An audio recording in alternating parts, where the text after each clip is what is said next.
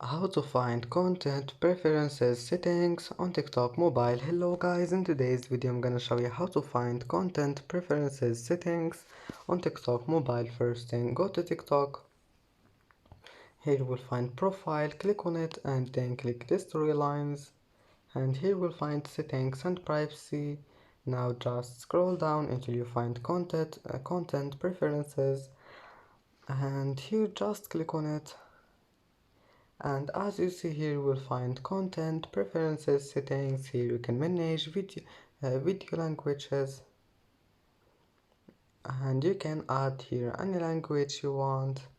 And as you see, that's how to find it. And that's it for today's video.